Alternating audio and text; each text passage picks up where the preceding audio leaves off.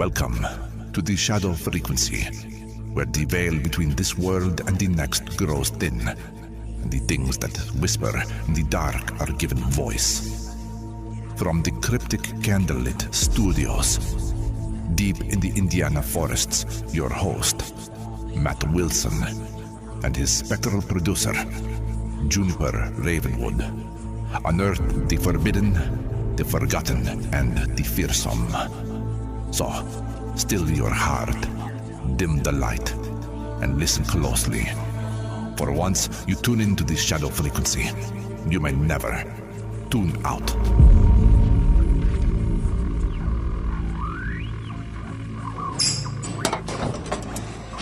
Careful, Juniper. Last time you opened that drawer, half the archive tried to escape. Yeah, but what's the fun in playing it safe? Let's see what the file cabinet's hoarding this time. Okay, what's this? It's a tiny glass bottle filled with sand, and label says, "Do not open during a full moon." That sounds exactly like something you shouldn't be holding right now. Relax, it's sealed tight, but, well, it was. Oh, great, Juniper. What did you do? Did you just release a pharaoh or something? Hang on. There's a handheld vacuum in here somewhere. Aha!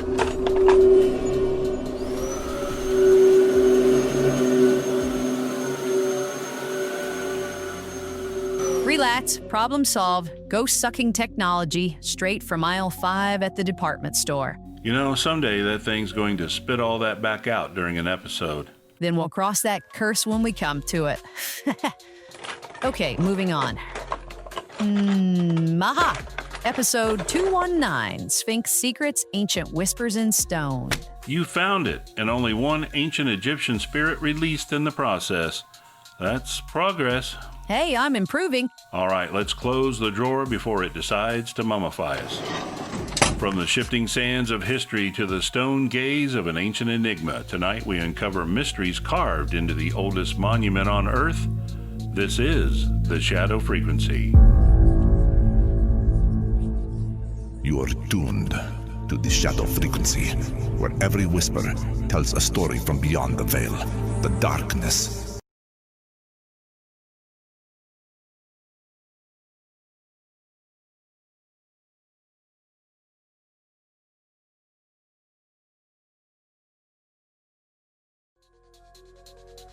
The air feels heavy tonight, doesn't it? Like the weight of centuries pressing down, whispering secrets that refuse to stay buried.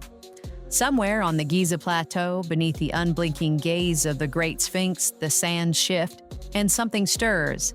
Its weathered stone hides a truth older than the pyramids, older than the pharaohs, maybe even older than us. Tonight, we're diving into a mystery that's been silent for millennia. Or has it? The Sphinx Code, Secrets Beneath the Sand. Are you ready to listen to what the desert's been hiding? Oh, Juniper, you're pulling us into the deep end tonight. Right. I can already feel those ancient eyes staring right through me. Let's crack open this case and see what's lurking in the shadows. Better hold on tight, Matt. This one's going to take us somewhere unearthly. Over to you.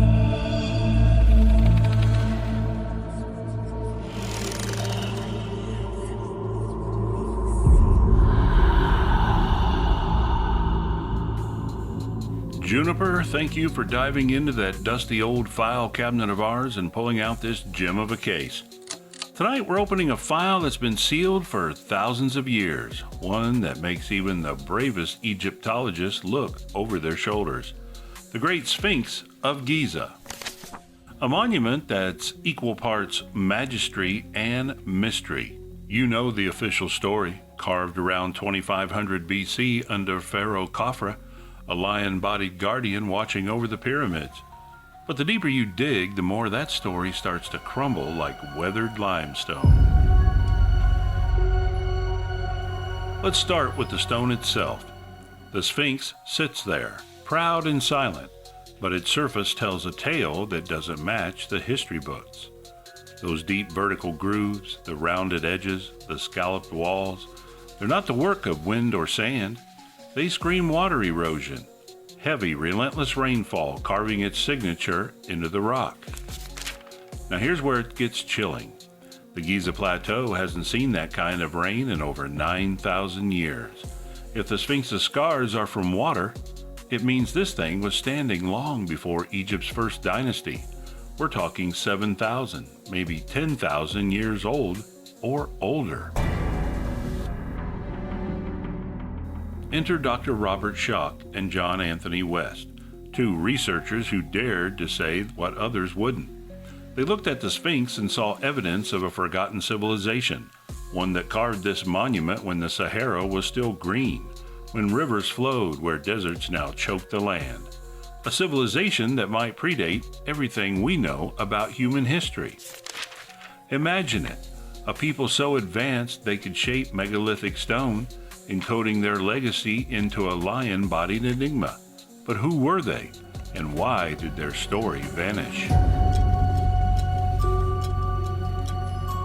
Then there's the Sphinx itself. Its proportions are off. That head, so small compared to its massive body, feels wrong. Some say it was recarved, maybe multiple times. Was the original head a lion's matching the body? Or something else? Something the later dynasties wanted to erase. Juniper, you've mentioned this before, but what if it wasn't even human?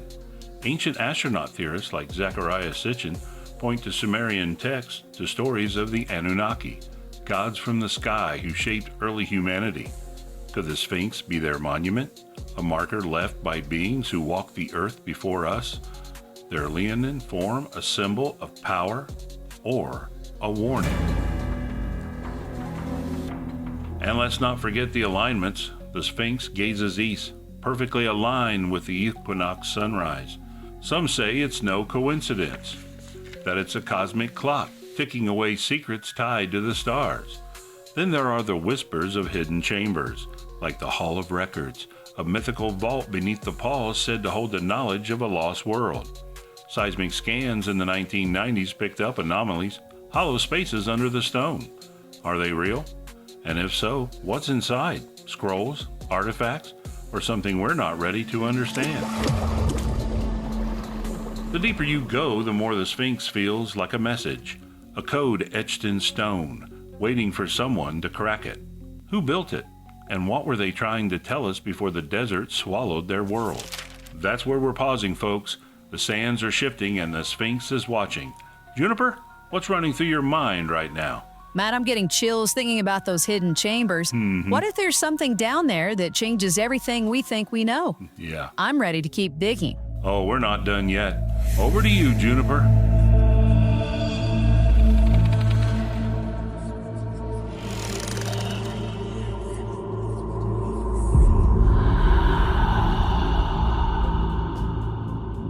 Wow, listeners, are you feeling that eerie hum in the air?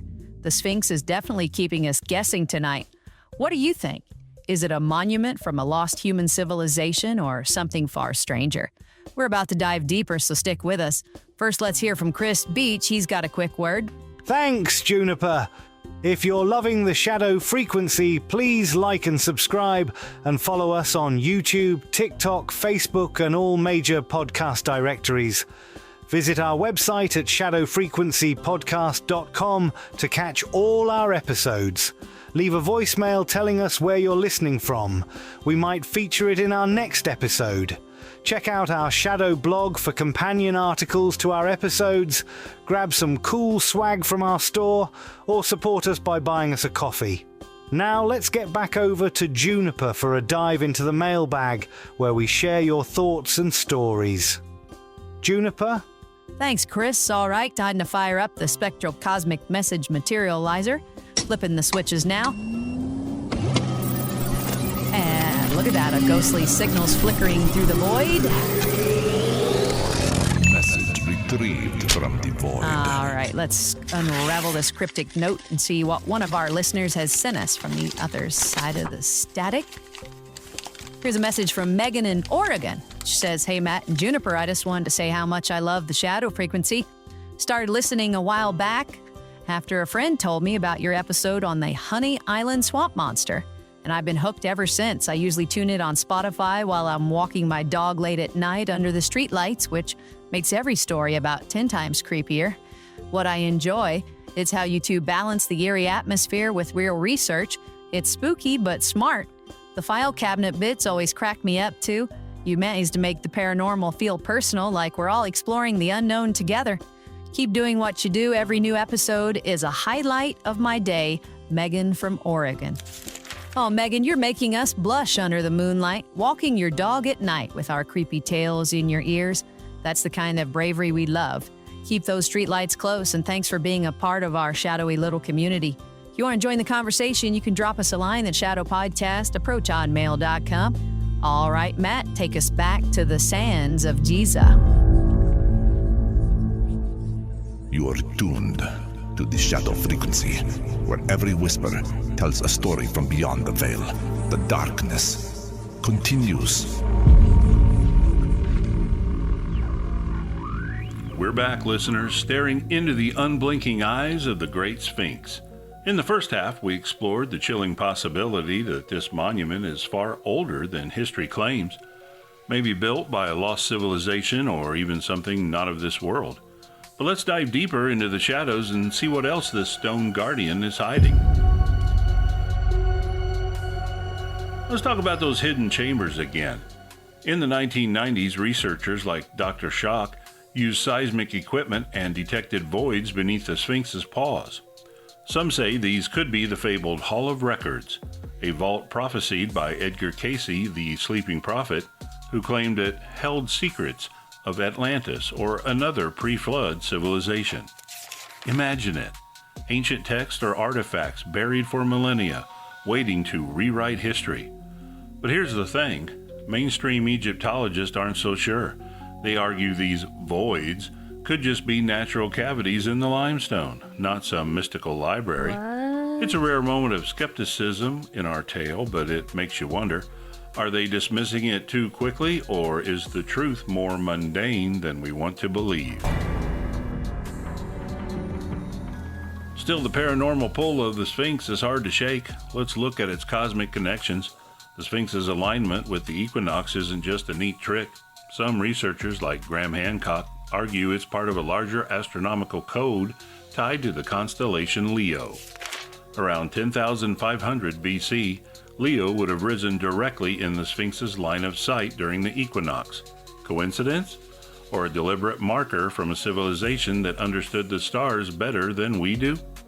If the Anunnaki theory holds any water, maybe they chose that alignment to point us toward their origins, a message from the heavens, carved in stone. And then there's the face. That too small, weathered head keeps nagging at me. Some say it was recarved to honor a pharaoh, maybe Khafra. But the original? Maybe it was a lion, tying it to Leo.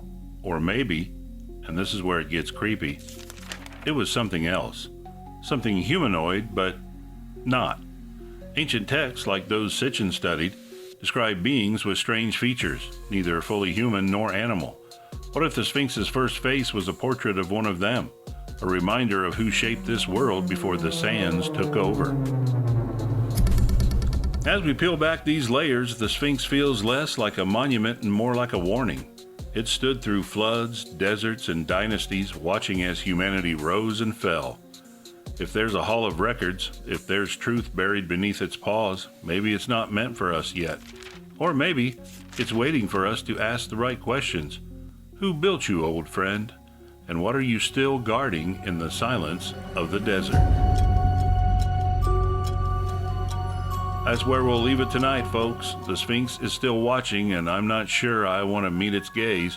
Juniper, what's got you spooked? Matt, the idea of that original face, something not quite human, is going to haunt my dreams. Yeah. But I'm also wondering if those Egyptologists have a point.